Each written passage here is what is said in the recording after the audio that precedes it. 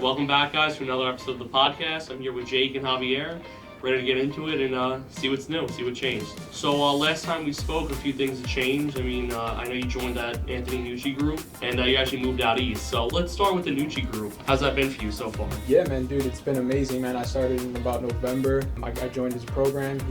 He threw an event, like an online mastermind, and it's so funny because I've known all these other coaches that I've been looking into because I knew I was going to get into coaching at some point. I mean, if you're going to try to progress in this business, you have to at least be mentored by somebody that's doing the type of business you want to do.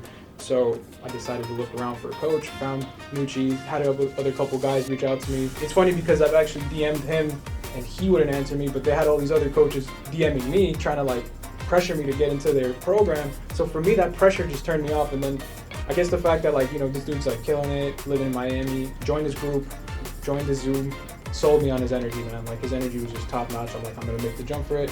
Made the investment on the spot, joined like a group masterclass that he has. And I mean, just from there, it's been skyrocketing, like my confidence, my business, my listings, everything, man, everything. It's just a really great community to be a part of. And I mean, I've progressed so much in just little time. Now I'm like a head coach for like an advanced role play sessions. Yeah, that's awesome. You told me that. That's great news. Already ran 2 sessions. How'd that go? They were awesome, man. They're awesome. I mean, I was just kind of like giving feedback. And it's funny because then they're all like, oh, you're the coach now. They're like, you go. And I'm like, all right, okay, I don't care. So I've just gotten to a point like where I'm like just really comfortable speaking. And I think being in that community, being in his program, getting coaching from people, and honestly, just the access to over 650 agents nationwide, it's just amazing. You guys know I did a deal in Staten Island from a guy in the Discord, in the group, in the community. Yeah, which gave is me awesome. a referral. Awesome. Wanted me to sell his uncle's crib, his uncle's house. Oh my God, I always say this shit. Yeah, he wanted me to sell his uncle's house, and you know we got that in contract in over a week. And wow. I mean, it's just, you know, I'm sure he's ecstatic about really it. about you the know? connections, yeah. And you added both of us to that Instagram group, which is awesome too. Oh, Same yeah. thing. Yeah. Connected us with over 100 different agents from all over the country, and it's good and it's motivating. You know, I'm sure we've met a lot of good people in it, and it's very good. And you recently just moved down to the Hamptons. I know that's pretty big for your business. So Yeah. How's that been so far? Yeah, it's been fantastic.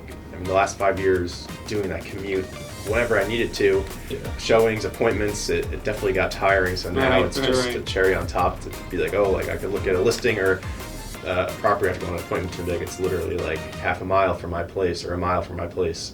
So I'm very fortunate. Yeah, that's very helpful, you know. And last time we spoke about the difference between working in Brooklyn and Queens and working out east. So I know a lot of your stuff has been in the boroughs and whatnot. So how do you look at that any differently from a Long Island, like a Nassau or Suffolk listing, or? Yeah, I mean, honestly, I've been just kind of everywhere, man. Like, I'm just that agent that I'll do those tedious, like, fucking 4-hour drives for no reason, go upstate and shit. And, I mean, from what I've seen and just a little bit of knowledge, you know, certain markets move more than others. And that's what I've learned having stuff in, like, certain boroughs. Like, I have a listing in the Bronx. I have one in, where's the other one? In Queens, Whitestone. And then I have one in Wading River out in Suffolk County. And, you know, it's just really seeing all these different markets. It kind of shows you, like, all right, there's some areas that are hotter than others. And it's just kind of like eye-opening to realize that, you know, if you want to make money in this business, you kind of got to target the hot areas. And that's something I'm looking to do this year. But, I mean, it's great really just building the name. Like, just I think a lot of my leads come from cold calling. And I cold call expired, so they're all over the place, man. I'm kind of, like, picky now a little bit more with where I'm targeting. But, you know, it's just, like, crazy to just see, like, hey, like, this part of, like, New York has a lot more activity and, like, than this part, and then like, you go to like certain areas in Suffolk County. I mean, open houses look like the DMV line, and then other listings there's like nobody's coming by, not even like ghosts. So it's crazy to just see the difference of it's really where you are. Right. And you closed a pretty big listing at the end of the year out east. How did you get that one? Yeah, so I had this past January was my busiest month of my career. Congratulations. So I had 2 listings closed, and it was just over $5 million total. Good shit. So that's awesome. Yeah, I'm very fortunate. And one of them was a listing that I picked up from a previous listing I had in that neighborhood in Bridgehampton. The homeowner came through. She was looking for herself to purchase, and she was saying that she has to sell her home. So over time, months later, we wound up reconnecting with her, getting her property listed. And then another list, or not a listing, but I had a buyer in Southampton Village who I've been in touch with him for a very long time. He inquired about a rental a number of years ago. I never actually helped him rent, but I always kept tabs on him. And then this past fall, I just reached out. He was like, oh, I sent him a listing. I said, are you in the market, or how's this looking? He's like, yeah, actually, now's a really good time. That's awesome. So we kind of hit it hard, and I found this off-market property. It was previously listed for sale, came off. I called the sellers to see what the story was, and she was like, yeah, like, we would still consider, and we were able to make the deal happen. So that's good. So you make things happen and yeah. solve problems. Right. How did you end up finding that off-market property? Was it through a contact? So it came off the market. So I was just like Javier was saying, just making some calls, and I was really just calling in general just to see what her plan was going forward. But then once I connected with my buyer, seeing that he was actually really ready to do something. It was in the Southampton Village, which is where he wanted to be, and it was in the price point that made sense because it's super competitive in Southampton Village, and he was able to get a property that was still in the village but kind of on the outskirts of the village, so he was able to get a really beautiful large property at a really great price, where otherwise in his price point as well, where if it was like a mile or 2 miles east, it would have been like $500,000, $1 million more. So we were able to get him a really great spot. Yeah, that's awesome. You're able to facilitate that and really think outside the box. You know, I mean, I'm sure you got a lot of off-market deals as well that you're working on. And yeah, no, of course. It seems a lot of people don't even want to really get involved with something like that, but obviously that's a great story. I love hearing that. I love hearing that. Yeah, and I just want to piggyback off what you said about the guy you were working with. You were constantly following up with him. I think a lot of new agents, they think that they just got to go for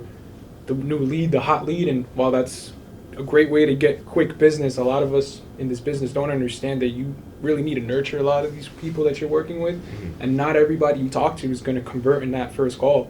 So there's not like, you have to be really lucky to call somebody and have them say, yeah, come over, I'll sign whatever you want, and we'll be live next week. Like, it happens, but it's very rare. The fact that you've been following up with this guy, you've been probably sending him rentals, you probably fell off a little, but you still managed to call him, give him market updates, bring him value. Like, people don't see that side of the business, where it's really a lot of the back end stuff that like no one really shows. All the following up, all the calls about like, how's your daughter, how's the graduation, how's your marriage, this and that. So it's just crazy to see that, because same thing, I have a guy in Manorville, he's going to list his house. I've been following up for a year. We've been back and forth. He got sick. He's like, I called him, how you feeling? And now we're like, I know I'm about to hit that crossroad where we're gonna like meet, and I'm gonna get the get the listing. Yeah, that's awesome. That's awesome. So and that's what I realized too. Yeah. It does take a while to work with some of these clients. I mean, Jake and I have a deal right now where his buyer's been looking for almost 2 years, and they finally found the perfect house. Wow. And we're very happy for them. I had open house leads from years ago. People just reach out to me and they're like, oh, I found a place. I'm like, all right, let's do it. Yeah. And I've kept in touch. I could have probably should have kept in touch more. It's on me for not doing it. But when I saw that email, oh, I found a place. I'm like, all right, cool. Let's get it done. And that's where all the money is in the follow up. Right.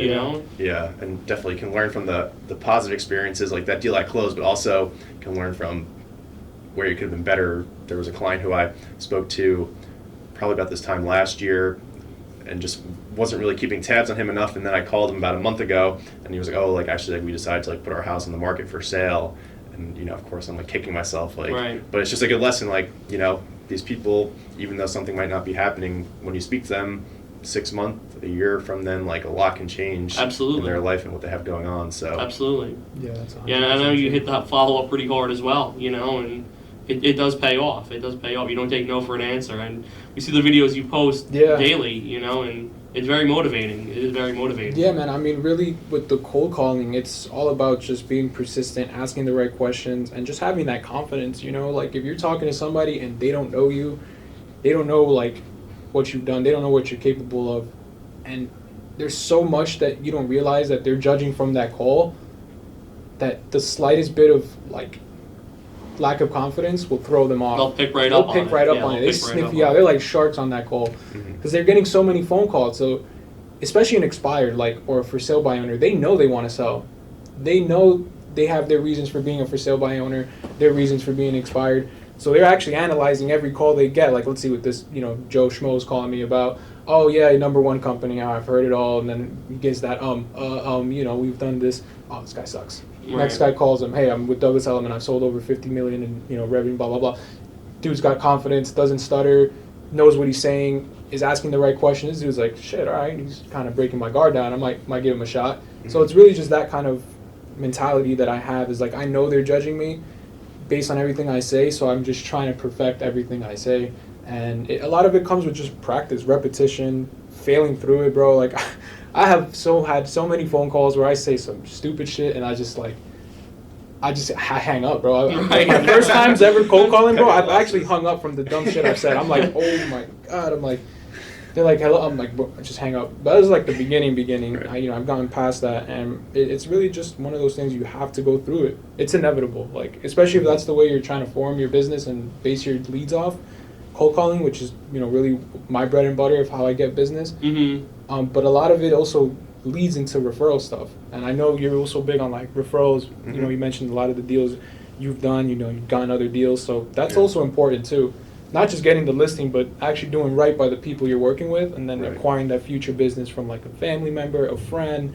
So it goes a long way, really providing top quality service. Right. I'm pretty sure you being out in the East and in the luxury market, I mean, top quality is definitely like something you have to emphasize, right? Yeah, totally. And I know we spoke about last time, we were talking about goals, and I was saying one of my goals is like really to hone in on what clients need, because of course if it was up to us, like every client would buy, every client would sell, but it's really about honing in on what clients need. So I'm curious, with kind of like your business accelerating, how your mindset, and you too, Anthony, like how your mindsets have changed or how you thought about it, because at the end of the day, like when you're doing the calls, it's all about, okay, like you could say like, oh, you should sell your house with me, but it's like, okay, like why are you selling? Like, did a life change happen? Like, downsizing, like, getting to the reason why people want to move or buy, and then really helping them get to that goal, whether it's tomorrow or 6 months from now. So right, of course. And I'll kind of start off on it, but the way I look at it with all my clients, I want to see what they're trying to accomplish and how do they want to do it.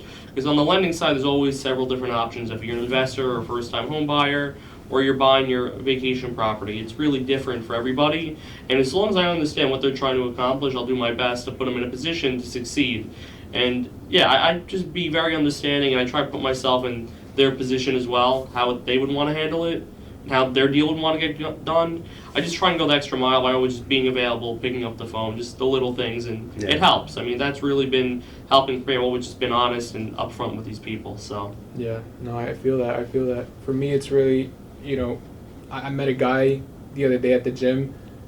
It was one of those days where I'm just changing into like my work clothes and stuff, and he's like, oh, you're wearing a suit. Like, nobody wears those anymore. And I'm like, well, I do. And then he's like, what do you do? I'm like, I sell real estate. And we start talking, and he's like, oh, I was a stockbroker in Wall Street, and we're having this crazy conversation. And I'm like, all right, we're talking and stuff. And then he's like, how are the interest rates? And I'm telling him, like, explaining everything. And then he's like, yeah, but like people with these 3% interest rates, like why would they ever feel like they would want to move and go into like a 6%?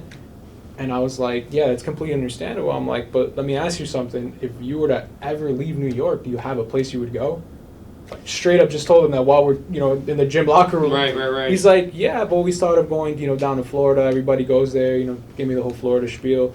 And I was like, yeah, well, you see, that's really what I do, is I find people that need to get to other places and help them do it as simultaneously as possible. And he was like, I like that answer. And gave him my card, and he was like, if anything in the future ever comes up, I'll give you a call. And I was like, yeah, got his information, and I mean, boom, it's really, but it's that question. I planted that seed, so he may not want to ever move to Florida, but who knows? Maybe tonight he goes home, he talks to his wife, he's like, oh, honey, have you ever thought of maybe going down to, West Palm Beach, Tampa, nice places? You tired of the cold, honey?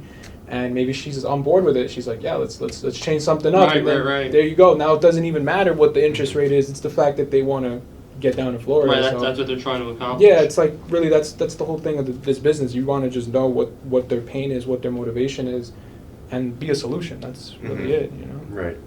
And how about with you? What do you think has helped with that? I guess just kind of like I said, just listening to what they need, and I think, like, I'm sure you've learned a lot with Anthony and the Nucci group, with how I think people just have a perception of real estate agents from TV or what they hear or think is just like, oh, you just like, meet someone, like they want to buy a house and they buy it, or like you just like get this great listing and then you sell it. But it's like no one really talks about how it's a sales job and you have to really be on your P's and Q's about what to say, not on a call being like, oh, like what should I say, but knowing what to say going into it, having a plan, and not just winging it.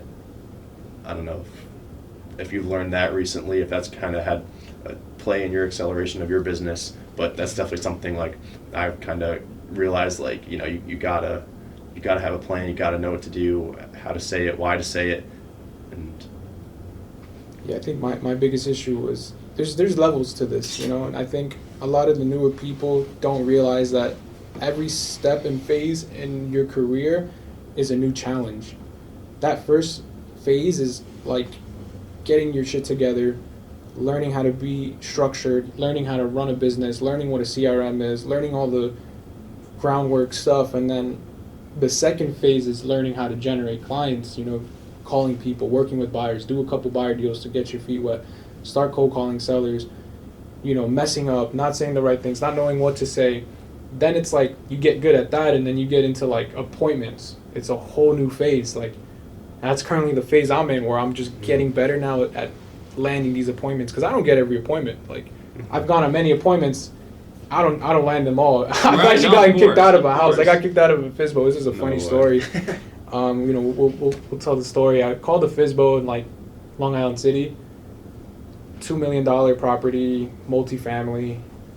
I'm like, let me see the house. She's like, no, not working with realtors. She said, I'm doing an open house, come by on Saturday. I go Saturday, I get to the house, I'm waiting for her. She's like 15 minutes late. I'm like, whatever. She gets there, and then I'm touring the house, asking her questions, and I'm like just kind of building that rapport. And then we go through like the whole house, and maybe I did something wrong throughout this presentation, but I had my CMA and everything. She starts shutting off the lights. I'm like, okay, this is. While you're in the house. Well, I'm in the house. She's like starting to shut off the lights. She's with her husband. I'm like, I think this is like they're trying to leave. So I'm like, hey, before we finish up, I mean, if this doesn't sell in the next, month, what are the possibilities of you working with a qualified? But she didn't let me finish that sentence. She was like, he's like, oh no. She's like, please leave. She's like, I thought you were coming to just look for a buyer. Now you're soliciting me. And I was like, look, I'm not soliciting you. I just want to be a backup. She's like, please leave. Right. I tried again. I tried to like battle the objection. I'm like, look, I'm not, I'll leave this with you. Read this over. She's like, I don't want that. Leave. And then kicked me out of her house, bro. Right. I was like, I walked out. Even walking to my car, I'm like, if anything changes, call me.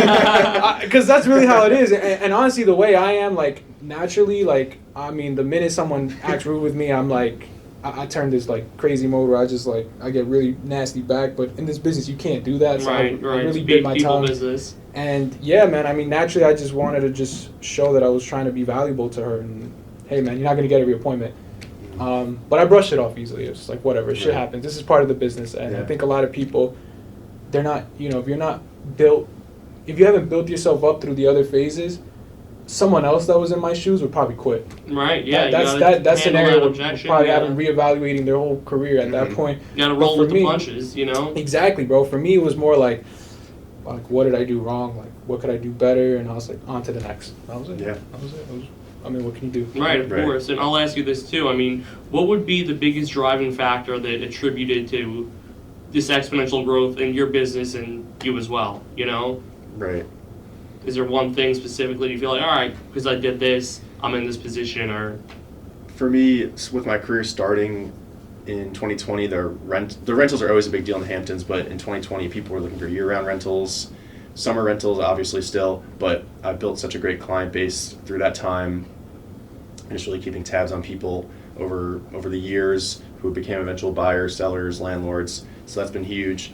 Also, just really focusing on, like I was saying before, just that it is a sales job and really knowing what to say, how to say, why you're saying it, and not just going into an appointment being, okay, like, I hope I get this, or kind of winging it, but really being like, I'm here for a reason. I'm here to get the listing, or I'm here to help this person buy this property, so doing whatever I can. I guess it's like an athlete, like you're not going to go into a game not watching film or not having a game plan, because obviously you're going to lose if you don't have that in place. So just kind of having that shift of being like, you know what, and also definitely learned a lot from other agents that I've worked with, senior agents that have been around the block a long time. But at this point, I've been in the business for 5 years, and I'm at the point where my own experience watching other agents and having that confidence to be like, you know what, like knowing what to say, knowing that I have a good track record under my belt, just really giving me the confidence to be like, you know what, like I can definitely do this and Of do it course, effectively. yeah, So. yeah.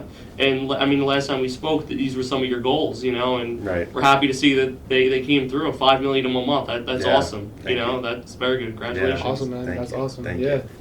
Same here, man. I think really what you mentioned was very key. Like rewinding the tape, like watching yourself. Like from when I used to box and I used to compete, I used to always watch my fights, and like when I would spar in the gym, I would always watch my clips and like just watch how I'm doing. Like he hit me this way, I didn't slip quick enough. Like I didn't counter. Like I could have really caught him there when his hand was down.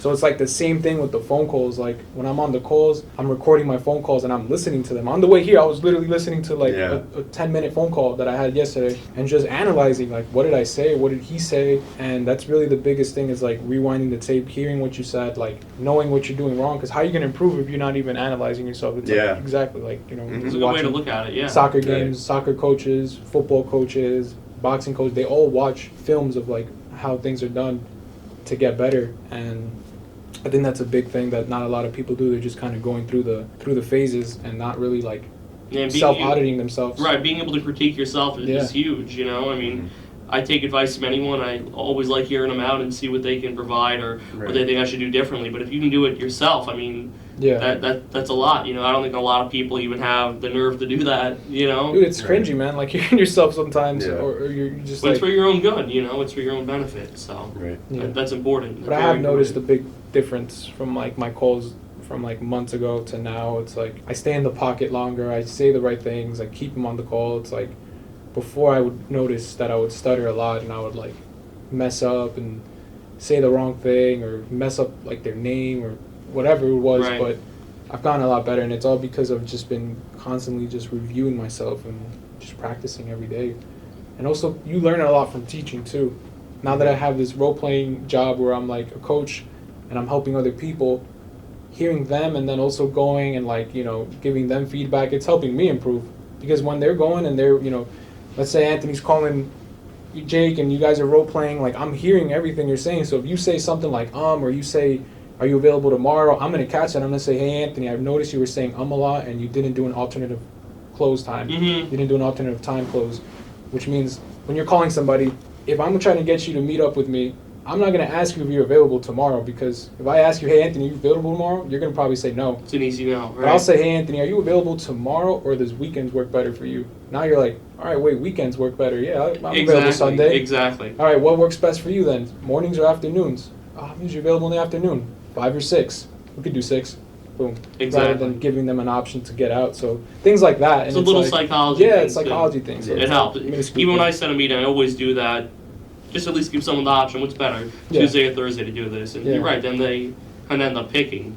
What I want to touch on now too is I'm sure your goals from the last time we spoke have adjusted for the end of this year. I mean, I know it's about to be March tomorrow, I believe, right? Yeah.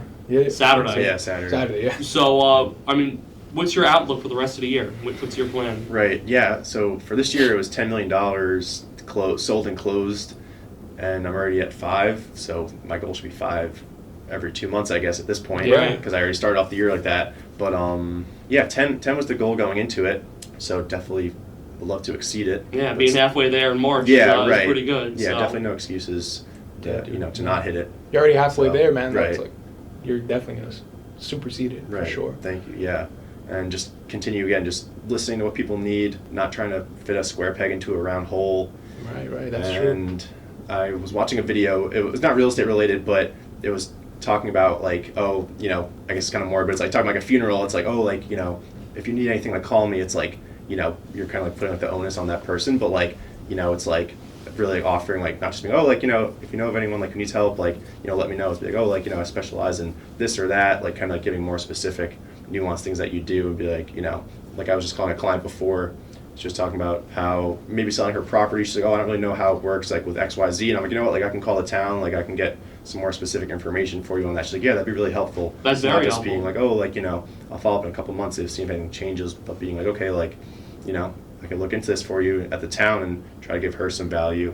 Yeah, So, exactly. If you can hold someone's hands with the process, Right. they're never going to leave you, you know? Because you're giving them this valuable information. It really does help. The little things really do help when you look back at the bigger picture, you know? Right. And I'm sure it's the same with you. You've noticed, like, these little things that make such a difference. Yeah, definitely. I mean, I'm actually dealing with one of my first co-ops ever as a listing. So I'm like just learning like really the intricacies of a co-op, and honestly, I probably wouldn't want to do it anymore, but it's good to do it to learn Right. Yeah. get and your have that reps in. experience, Right. because my goal is to have a team, and my team is going to be doing a lot of the, you know, smaller deals because they're going to be newer, so it's going to be more of like, hey, you know, I got a call for you, like handle this, and Right. Yeah. I got to know what goes on in the back end of these type of deals. So it's good Totally. to, you know, get your feet wet, and flips too. Like, you know, I've been more into like finding these off market distressed properties, and it's another side of the business that I'm like diving into, but I know long term it's feeding into what I'm going to do is, you know, eventually start a contracting business, start investing in, you know, real estate, whether it's here or in Florida, like, you know, buying all these distressed properties. So it's good to be in it now, work with some of these investors, see what they do, see how they do it, pick their brains, find deals, still make money while I'm doing it. Right. And then have all the other stuff that I'm doing on the main side, which is like residential listings and things like that. Yeah, So- at least you open up those opportunities for yourself in case they do come up, and when they do come up, you'll be ready. So yeah, 100%. that's very important, very important. 100%. Yeah, man. Is there anything else you guys want to touch on? So, yeah, man, I mean, you being in the business for many years on the mortgage side, do you have any advice for maybe agents or people in your industry that are just getting started, maybe just got licensed a couple months ago, maybe yesterday? You know, what do you think? With that, I would say just try and meet as many people as possible. Go to open houses, go to networking events. I mean, that's how we met, was a networking event. Yeah. We met through one of your clients at an open house. Right. So those two things, they pay off exponentially, you know, just because you get to build relationships with these people and show them that you're a real person, you know. I would just put yourself out there as much as possible. Just try and learn as much as possible. Always be open, always ask questions, and just make yourself available. That would be the best advice. And what would you offer to, like I said, even the new agents in the group that we're in, what would you offer to them when they might be feeling a little down and want to just get the wheels turning, you know? Number one thing I would say, it's going to sound very biased, but get a coach, join a community, be surrounded around people that are killing it, people that are hungry, people that are just after it every day. And I think if you're around these type of people, you're inclined to join the train that they're all on. And it's going to probably take a little longer, but it's going to take way quicker than if you try to figure it out on your own. Right. If you just try to, you know, you're stuck in your environment. Let's say your office is just like, you know, 4 or 5 people and they're not really busy, and one of them's even complaining about the business. It's like you're going to be stuck in that bubble. But once you start diving into like a community, or you get a coach or somebody that's, you know, living the life you want, or you know at least they have that mindset and they want the same things, I mean, that's unbeatable. And there's so many other things I would say that's important for the newer people, but I think that's probably the number one. I would agree with that. The thing, environment's huge. because that covers everything. Because you're gonna meet a guy there that's waking up early, hitting the gym, tracking his meals, and then you're gonna be like, oh shit, what are you doing? Oh, he's gonna tell you what he does, and then it's like, oh shit, like you kind of get into it. So you learn everything from just being in a community, because communities have people that are, you know, not just new but and hungry, but people that are also like have made it. So right. definitely Good, that's good. important. What would you offer up? I mean, those are all really great things. I guess my advice to a new agent would be, yeah, definitely who you surround yourself with. Definitely have a plan. Yeah. Don't just wing it. And I think for me, joining a brokerage that really has a lot of great management, a lot of great systems in place with IT department, marketing department, that's really beneficial too. Just again, like speaking with who you surround yourself with. And I think knowing what I know now, I probably earlier in my career could have been better just overall with time management, just game planning, stuff like that. But I certainly think that being with a brokerage that has the support and has the track record, like you said, being around people who are like-minded, like, you know, when I step into my office, being around people who do 10, 15, 20, $100 million a year in deals, it gives you that motivation to be like, like these are the people that you want to try to emulate and Exactly. see what they do Exactly. and try to learn from them. So, and definitely just don't be afraid to ask. Don't be afraid, like you said, to mess up. You can look at your old calls and like laugh at yourself, be like, how did I do that? Why did I do that? But learn from it. Don't dwell on it. And people want to help. That's the biggest thing. People Right. do want to help. So, That's true. all right, perfect. I appreciate you coming in. It's a pleasure like always. Can't wait to do it again. Thanks. Same here, man. I'm Javier. I'm with Douglas Edelman. You guys could find me on Instagram. It's JFitRealtor. So my Instagram is JFitRealtor. You guys could just find me there. I have a big real estate community, so anybody that's in real estate that wants to join a community surrounded with just killers, definitely send me a DM. I like that. Yeah, my name is Jake Sinacori. I'm with Corcoran in Southampton. I do dealings really everywhere in Suffolk County, but focus mainly in the Hamptons. I do rentals, sales. You can find me at Jake Sinacori on Instagram, at Jake Sinacori on TikTok, and would certainly love to help whoever's out there find their dream home in the Hamptons, or if there's any agents out there who are looking for help or advice, certainly would love to lend that as well. So, All right, perfect. My name is Anthony LaRocco. I'm a loan officer at Nationwide Mortgage. I service everyone, first-time home buyers, do reverse mortgages, investors. We help everyone. And my Instagram is lending with LaRocco. Thank you.